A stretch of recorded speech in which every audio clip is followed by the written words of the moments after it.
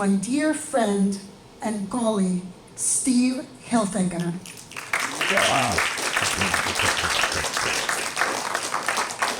This night is dedicated to Daniel, my donor.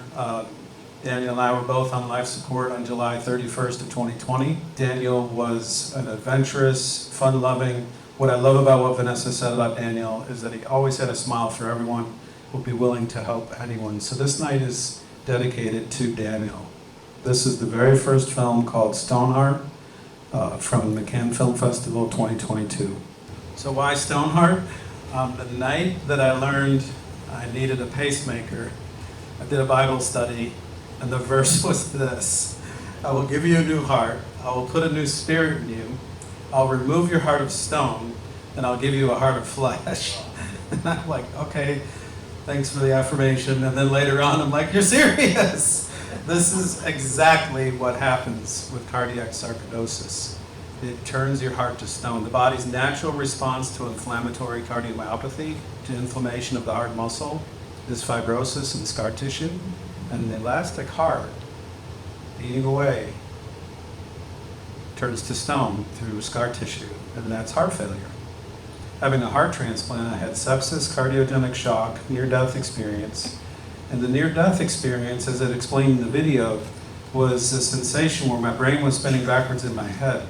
It was a very transitional experience. It was like that snowball in the cartoon, you know, the one that just gains momentum and he just picks up everything. Gaining momentum, where would that have stopped? I'm certain that's the process of dying. Somehow, I believe it's because of my 4 children. My job wasn't done yet. I knew I had to come back to take care of them. For them, there was the intestinal fortitude to stop that process, come back, tell you the story along with friends. And anyone with a heart transplant is welcome to join us up on stage. On behalf of all these wonderful heart transplant recipients, we are so grateful for the second chance. The gift of life is so meaningful from the bottom of our new heart. Thank you. We're so big.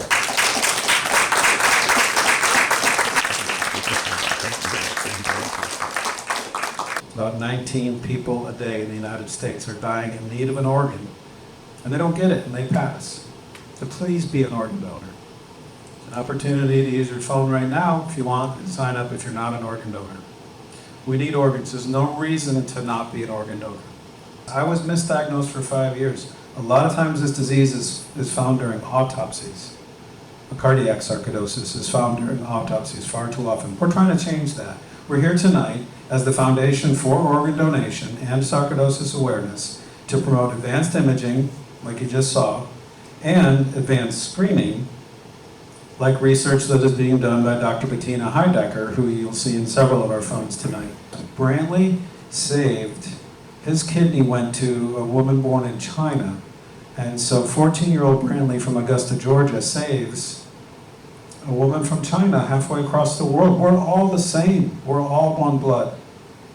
And it's a powerful, powerful testimony of the gift of life and the power of the human spirit to move on, to face your sarcoidosis, to never give up, you don't have to go through a heart transplant, an experience like this, to wake up tomorrow morning and say, I'm ready to take this on, I'm ready to confront whatever my sarcoidosis is, whatever it happens to be. I'm going to move on and move forward, positive momentum, believing, choosing the gift of life. The Warriors, the Bernie Mac disease. Rhonda invited us into her home, made us feel immediately like family, and it was such a wonderful day filming in the home of Bernie Mac, and I just hope you enjoy this award-winning film. And it's really the same takeaway that we all feel as heart transplant survivors, right, Liz? Like Tommy, Marquis, Chris, others here tonight, if you've been through something like this, that feeling when Stefan is getting choked up and he's saying, I'm so grateful. That's the message. That is the powerful message that you feel when you go through to heart transplant, that you survive the disease. I love the serenity prayer. God grant me the serenity to accept the things I cannot change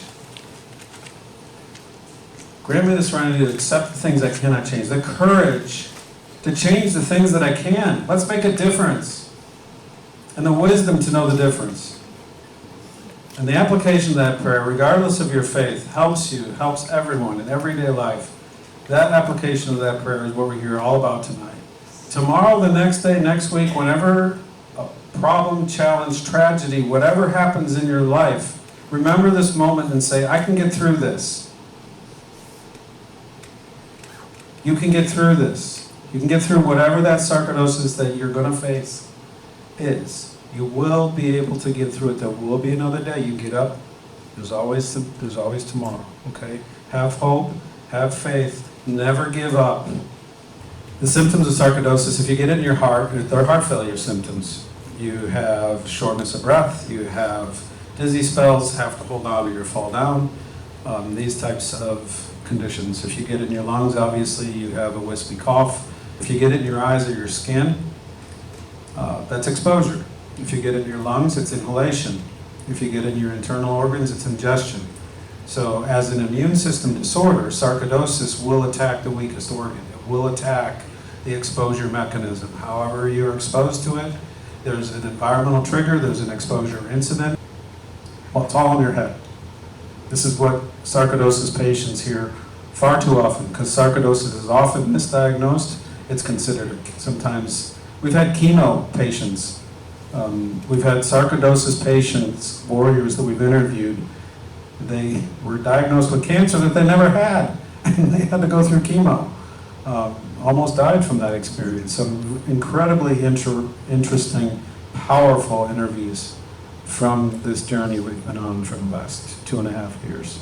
Ready for this? Here we go. Hypertrophic Cardiomyopathy Association, Transplant Recipient International Organization, American Heart Association, the Myocarditis Foundation, Bernie Mac Foundation, Foundation for Sarcoidosis Research, Lifelink of Florida, Georgia, Gift of Life Donor Program in Philadelphia. These are all the organizations we've already collaborated with in our effort to try to raise awareness for organ donation and sarcoidosis awareness. But we have also the database, which we respect the right that we've been provided access to the database of all organ procurement organizations in the country. And we are reaching out to them, and if they want us to do a night of hope in their state, I don't care, we're going. We're going to lock arms together because it's all about the power of collaboration. We're all trying to achieve similar things, and to the extent that our organization can help yours, and to the extent yours can help ours, when we're talking about common ground issues, whether they're political, legislative, or just awareness, we're going to be more successful together than if we compete to try to achieve the same goal. It's not about who gets the credit. It's about saving a life. When you go through an experience like this, you just want to give back. And we are tremendously, absolutely grateful for the power of a second chance. Thank you all for coming, and good night.